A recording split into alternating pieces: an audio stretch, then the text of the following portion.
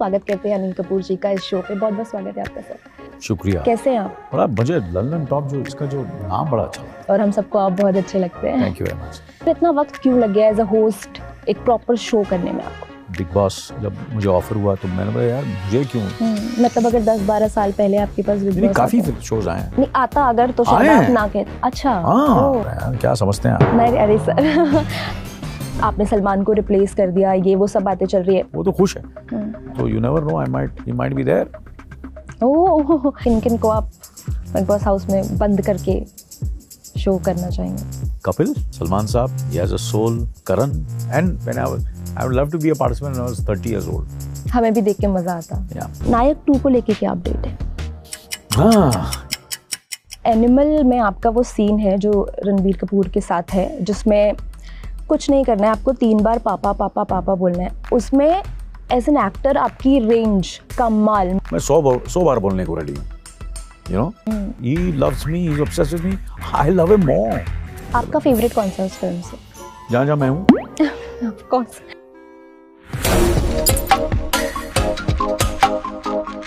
नमस्कार, मैं हूँ गरिमा, आप देख रहे हैं लंदन टॉप सिनेमा। और बिग बॉस OTT शुरू होने वाला है, 3रा सीज़न इसका। मुझे लगा घर के अंदर तो नहीं जा सकती हूँ, लेकिन जो शो के नए होस्ट हैं उनसे बातचीत तो ज़रूर कर सकती हूँ। तो चलिए स्वागत करते हैं अनिल कपूर जी का इस शो पे। बहुत बहुत स्वागत है आपका सर। शुक्रिया। कैसे हैं आप? बड़ा मुझे लंदन टॉप जो इसका जो नाम बड़ा अच्छा लगता है। हाँ, थैंक यू सो मच। और हम सबको आप बहुत अच्छे लगते हैं। Thank you very much. Sir, मैं ये समझना चाहती हूँ आपसे कि जैसे जहाँ आज सेलेब्स पहुँचे हैं, आप वहाँ बहुत पहले से हैं। मतलब 2013 में 24 से आपने OTT पे डेब्यू कर लिया था। स्लमडॉग मिलियनेयर में आप होस्ट बने थे, फैमिली गाय में आप होस्ट बने थे। फिर इतना वक्त क्यों लग गया एज अ होस्ट एक प्रॉपर शो करने में आपको?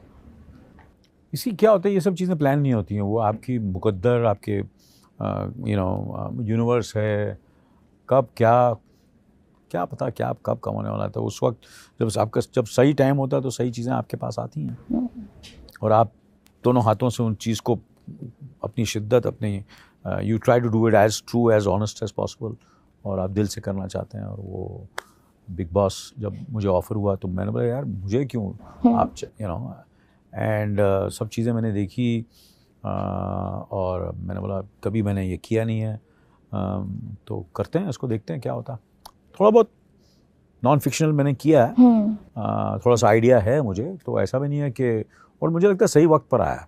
यही 10 साल 12 साल पहले काफ़ी मेरे को ऐसे शोज ऑफर होते थे, पर मुझे लगा मैं there were various reason that they didn't happen and now it has happened, so let's hope for the best.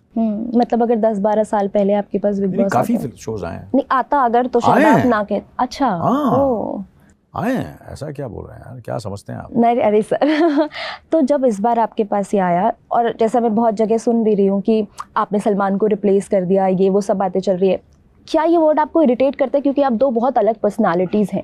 दीदी वो क्या होता है कि अगर कोई मेरा अजीज नहीं होता और ऐसा होता तो मैं सलमान को बहुत अच्छी तरह जानता हूँ और हम दोस्त हैं, तो वो तो खुश है, जेन्युइनली खुश है। मैं ऐसे नहीं बोल रहा हूँ कि ये इंटरव्यू के लिए बोल रहा हूँ, मेरी बात हुई, उनसे बातचीत हुई है। And you never no future में, you never know what's going to happen. But I think he's, at least I can assure you and what I know about him, he's extremely happy. And उसने बोला कि कभी कुछ ऐसा हो तो देखना भैया, संभाल के रहना और देखना, उनको सबको संभालना और सही रखना, उनको ठीक करना अच्छी तरह प्यार से, और नहीं संभले तो मैं तो मालूम है तू संभाल ही लेगा, मगर ये भी याद रखना कि हम दोनों हैं, और बोल देना उनको कि हम दोनों आएंगे ठीक सही करने के लिए आपको।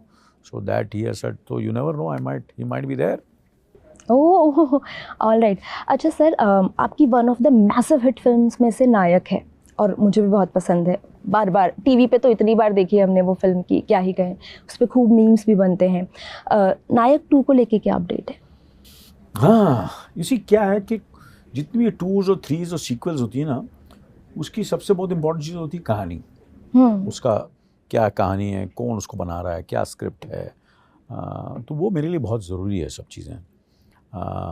तो मेरे करियर में मेरे को बहुत सारी ऐसी फिल्में हैं जो मैंने की हैं, शोज़ किए हैं, ये किए हैं जिसके सीक्वल बनने बहुत अच्छी तरह बन सकते हैं, बट जब मुझे चीज़ जब सही वक्त होता है तो वो चीज़ हो जाती है। मैं फोर्स नहीं करता हूँ किसी चीज़ के लिए। It has to happen in the best way and it will happen when the time is right. इसका जो इंटरव्यू वाला सीन है, आप हैं, अमरीश पुरी साहब हैं, और उसके अलावा सौरभ शुक्ला जो है वो चप्पल दिखाते हैं, उसमें गोबर लगा हुआ है, फिर परेश रावल सामने से बोलते हैं गोबर लगा है, दिख रहा है नीचे का। One of the great scenes. और आज के टाइम पे भी वो मतलब आज के टाइम पे उसको पॉलिटिकल रेलेवेंस भी देखा जाता है उसका। I think that's the reason कि आज तक वो फिल्म रेलेवेंट है, right. लोग आज तक देखते हैं फिल्म। तो जब आप देखते हैं ना ऐसे मीम्स, तो आपको लगता है कि यार क्या काम किया है मैंने? नहीं, ऐसा नहीं सोचता हूँ। हाँ, मैं अपनी आज भी रेलेवेंट है। हाँ, मैं अगली फिल्म में बिजी रहता हूँ, तो ये सब चीज़ों को इतना ज़्यादा मैं देखता हूँ, और I have an amused smile on my face and I feel happy, and then I am next day मैं किसी और फिल्म की शूटिंग करता रहता हूँ, और मैं यही प्रार्थना करता हूँ, और उस आई होप दैट 5 साल 10 साल के बाद जो फिल्म के लिए मैं काम कर रहा हूँ उसके मीम्स बने। आपने बहुत सारे तरह के काम किए, मीम्स बने, लोग उसको देखें, the film is relevant, you know. So I am very fortunate that I've done a lot of work thanks to the team and the co-stars and actor app which have stood the test of time. Sir, animal में आपका वो scene है जो रणबीर कपूर के साथ है, जिसमें कुछ नहीं करना है, आपको 3 बार पापा पापा पापा बोलना है। उसमें एज एन एक्टर आपकी रेंज कमाल, मतलब उस सीन को कितनी भी बार देखा जा सकता है। जब तीसरी बार आप पापा बोलते हैं, आप बॉडी से कुछ नहीं बोल रहे हैं, आप सिर्फ आंखों से बात कर रहे हैं उस सीन में, क्या चल रहा था उस समय दिमाग में जब वो सीन शूट हो रहा था? बड़ा अच्छा सवाल किया। बहुत उस सीन पे काफ़ी it was one of the difficult scenes of my which was and hats off to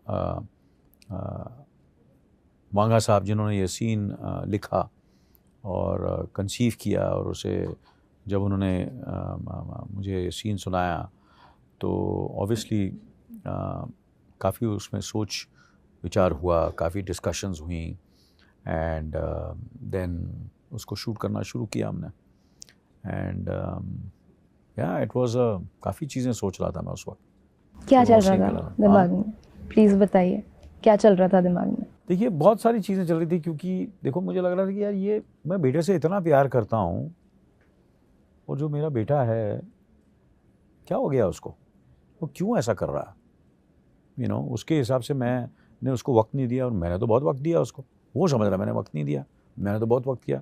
ये जो कुछ भी है आज, और तू इतनी चीज़ें हैं कर रहा है, you taking law in your own hands, आप और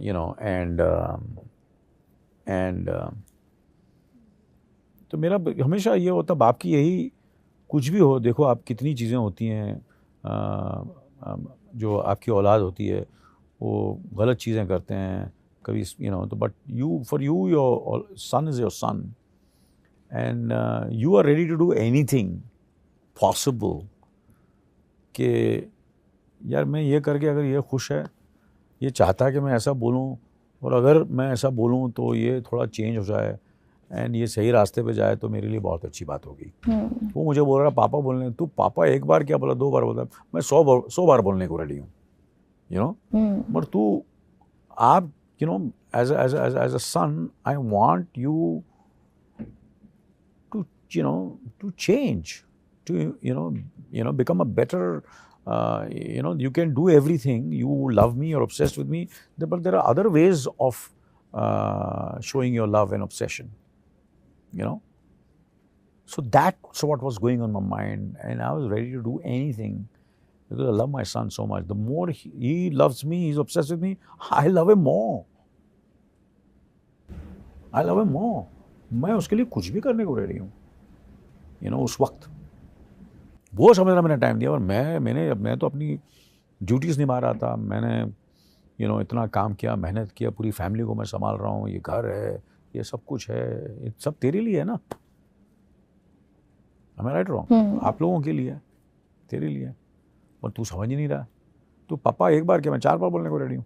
सर, एज एन एक्टर कितना मुश्किल होता है इस तरह के सीन्स करना जिसमें आपको सिर्फ नज़रों से बात करनी होती है, आप अपनी बॉडी का इस्तेमाल उतना नहीं करते? ये सब चीज़ें चल रही होती हैं, एंड आपका डायरेक्टर अच्छा हो और आपका को एक्टर, कि आप किसके साथ काम, रणबीर के साथ काम कर, उसकी आंखों में देखता था, और कहीं ना कहीं मेरी हमने अपने personal relationships with our respective, me with my son, me with my father, he with his son, with his father. So all these things, dynamics we discussed, and discussed with Vanga also. And we try to get that personal emotion, and not that we have done this in our real life, but वो कहीं ना कहीं ये सब चीज़ें काम आती हैं when you're emoting and trying to do the scene. And the director is the person, the cameraman, the writing, and how well it is captured, how the script is moving, जिस वक्त वो सीन आता है वो hold करेगा नहीं हो रहा है, ये सब चीज़ें कभी कभी आप बहुत ज़बरदस्त सीन करते हैं हमारे फिल्म के अंदर, उस वक्त आपको अच्छा लगता है पर फिल्म में होल्ड ही नहीं करता. So I am happy that people love the scene and people can see it again and again and वो तो एक ही सीन है, उसके सब सीन बहुत लोगों को बहुत पसंद आया. आपका फेवरेट कौन सा है उस फिल्म से? मेरा फेवरेट सीन एनिमल में जहाँ जहाँ मैं हूँ. Of course. और जो सबसे ज़्यादा मुश्किल हुई हो जो सीन करने में आपको? हाँ जी. जो सीन करने में आपको सबसे ज़्यादा मुश्किल हुई हो? जो सीन करने में आपको सबसे ज़्यादा मुश्किल हुई हो? यही सीन था. अच्छा. ये सीन काफ़ी मुश्किल था मेरे लिए. और एक और सीन बड़ा मुश्किल था जहाँ वो बिना कपड़े के रणबीर का जो गार्डन में चल रहा है. तो as a father how do I handle this situation. फिर एक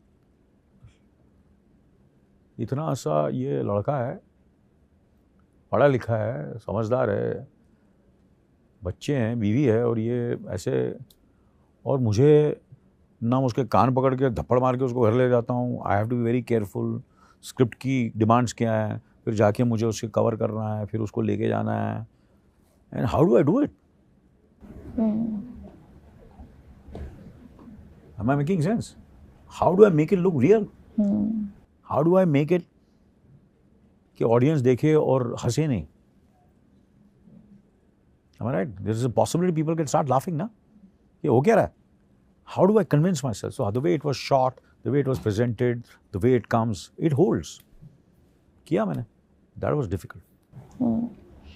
आप डिफ़िकल्ट चीज़ों की बात कर रहे हैं तो मुझे लगता है आधी दुनिया को ये पता भी नहीं होगा कि हम 5 जो फिल्म आई थी उसकी कास्टिंग आपने की थी. वो पहली ऐसी फिल्म थी जिसमें एज एन कास्टिंग डायरेक्टर आपको क्रेडिट मिला था.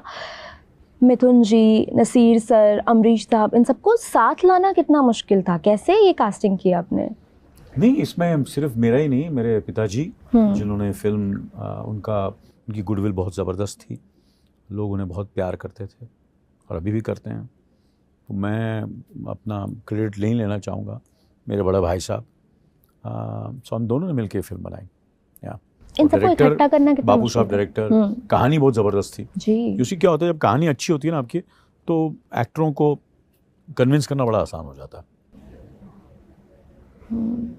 तो मेरे जहन में ये सब थे एक्टर्स. मैंने बोला मैं तो जब मैंने ये सब चीज़ें और मिलवाया मैंने डैडी को और बोनी साहब को, इन सब एक्टरों से, और फिर मैंने बोला यार मेरा नाम कास्टिंग में दो. मेरा इसमें बहुत बड़ा हाथ है इस कास्टिंग में. आप तो कोई और एक्टर को चाह रहे थे, अब इसको कास्ट कर रहे. इसका मैंने तो I should I am happy that I got the credit of the casting director of the film, because उसकी कास्टिंग में मेरा बहुत बड़ा हाथ था. 5 की कास्टिंग में काफ़ी जो किरदार हैं, काफ़ी एक्टर्स जो हैं, I wanted them to be part of my father's film. Sir जैसे अभी ना सीक्वल का बहुत दौर चल रहा है. हर तरह की फिल्मों के, पुरानी फिल्मों के सीक्वल बन रहे हैं क्योंकि लोग उन्हें प्यार भी बहुत करें. अगर कोई एक फिल्म आपको अपनी फिल्मोग्राफी में से जिसका आप चाहते हैं कि सीक्वल बने या अगला पार्ट आए, तो वो ऐसी कौन सी फिल्म? मैं नहीं सोचता ऐसा. कभी दिमाग में नहीं आया? मैं ऐसा, मेरी सोच ये होती है कि मैं बहुत सारी इतनी सारी फिल्में करूँ कि उनके सीक्वल बने तो अच्छा है. मैं आगे की सोचता हूँ. मैं सीक्वल पे इतना डिपेंडेंट नहीं हूँ क्योंकि ऊपर की I am not being arrogant और being being kind of thing, but that's the way I am. हुआ तो अच्छा, नहीं हुआ तो और भी अच्छा. So keep on doing work जिसकी सीक्वल्स बनती रहे. 5 साल के बाद, 10 साल के बाद वो लोग बोलें यार इसकी सीक्वल बननी चाहिए. और मैं लाइन से आपको मेरी कितनी फिल्में जिनकी सीक्वल्स बन सकते हैं. सो मेरी लाइफ में हार्ड वर्क लिखा हुआ.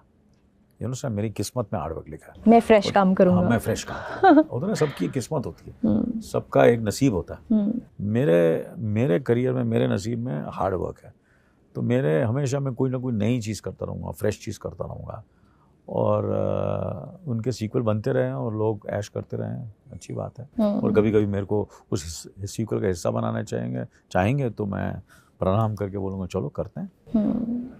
सर, मुझे सामने से इशारा हो रहा है कि मुझे इंटरव्यू ख़त्म करना है, तो ठीक है, जाते जाते जो है एक सवाल मैं यहाँ पे ज़रूर पूछना चाहूँगी कि आप बिग बॉस जैसे होस्ट कर रहे हैं और आप इससे कितना इत्तेफाक रखते हैं मॉरली कि एक घर में आपने लोगों को बंद कर दिया है, सब अपनी मर्ज़ी से आए हैं, जाहिर सी बात है, मतलब किसी घर में लड़ाई हो रही है और हम पड़ोसी के तौर पे बैठ के देख रहे हैं और मज़े ले रहे हैं, मॉरली इस तरह के कॉन्सेप्ट से आप कितना इत्तेफाक रखते हैं? देखिए, काफ़ी चीज़ें होती हैं, फिल्में होती हैं, कॉन्सेप्ट्स होते हैं, रियल लाइफ में सिचुएशंस होती हैं, और अपना and in real life in business में, और to certain extent in social, in politics, in every walk of life, there'll be things which others feel it is not morally right, and what I feel is not morally right. So everybody has different kind of a perspective. So you react to according to what you feel is right, and you be true to yourself. So there are times when I will feel there's something which is not morally right, I will say it. I will not accept it. I'll put my foot down. ये गलत चीज़ है और मैं समझाने की कोशिश करूँगा. This is what I feel, and that's what I've done in my life, in my career, in whatever I do. Some certain times I've done things which are right, sometimes I've done wrong. I've learned from my own mistakes. So that's what it is. And every participant who comes, has things, and when they're put in a situation which are little uncomfortable, and which are not conducive to what it should be, then they'll react. And sometimes get angry and start fighting with each other. So what is your job as a host? Right. To calm them down. To make them understand. Be fair, be firm. Be true to yourself. And tell them not to lie to themselves. Don't be, be honest. Be truthful. Don't unnecessarily do that. So I'll do my best and use, जिनको जो मुझसे ले सकें तो वो लें. मेरे जो लाइफ के एक्सपीरियंसेस, जो मैंने करियर में, लाइफ में जो कुछ सीखा है, और जो अप्स एंड डाउन्स मेरे करियर में हुए हैं, लाइफ में हुए हैं, जो मैंने गलतियाँ की हैं, क्या वो गलतियाँ ना करें. Sir, I will try my best to reach out to them and try to be nice to them, love them, protect them, understand them, right. laugh with them, right. Smile with them, cry with them. Yeah. I'll do everything. Whatever comes naturally, I'll be very true to myself. Let's see. बहुत छोटे छोटे 2 सवाल मैं साथ में ही club कर लेती हूँ. अगर आपको बिग बॉस हाउस के अंदर जाने का मौका मिलता कभी, तो क्या आप जाते? और अगर आपको ये कहा जाए कि बॉलीवुड में से उन लोगों को चुने जिन्हें आप एक साथ बिग बॉस हाउस के अंदर डालना चाहते? क्या होता, मैं कभी ऐसा सोचता नहीं कि जाने का मौका मिले. Why should I? मैं जब होगा तो ऐसा सिचुएशन आएगी. But definitely if I was when I started my life और मुझे ऐसा मौका मिलता तो डेफिनेटली जाता मैं. I have gone through worst situations than being in Bigg Boss. Worst, ये तो कुछ भी नहीं है. मैं ज़्यादा रोमांटिसाइज नहीं करना चाहता, but I have been in a situation which is ये तो फिर भी इट्स लाइक एयर कंडीशन है, 5 स्टार है, खाना पीना सब मिल रहा है, कपड़े अच्छे पहन रहे हैं. आपकी जनरेशन को ऐसा लगता होगा कि ये ऐसा हो रहा है. आपको पता ही नहीं लोगों के साथ क्या क्या बीतती है, क्या सिचुएशन है, कितनी गरीबी है, कितने दुख हैं लाइफ में. All these things are there. So I will make them understand. और दूसरा सवाल, किन किन को आप बिग बॉस हाउस में बंद करके शो करना चाहेंगे? किन लोगों को? किन सेलिब्रिटीज को या अपने मित्रों को? I would like to have a lot of fun and take all the people who can be, you know, humorous, happy. कौन कौन, कोई नाम अगर आप you know, लेना चाहें? Kapil is a very Kapil you know, Sharma. Kapil, yeah, he's very, you know, he has a soul. Salman Saab, he has a soul, and Karan, and he's a very talented, usually has a lot of understanding of, and they've been great hosts. So why not all of us, you know, and be participants? You know, why not? All right. And when I would love to be a participant when I was 30 years old. When I was younger, and I would love to experience this whole thing. Yeah. हमें भी देख के मज़ा आता. Yeah. All right, thank you so much sir. उम्मीद है कभी भविष्य में एक बार फिर साथ बैठ के इत्मीनान से बात करने का मौका मिलेगा. पर अभी के लिए इतना ही. आपको ये इंटरव्यू कैसा लगा आप कमेंट करके ज़रूर बताइएगा. खुश रहिए, स्वस्थ रहिए, देखते रहिए ललन टॉप सिनेमा. शुक्रिया.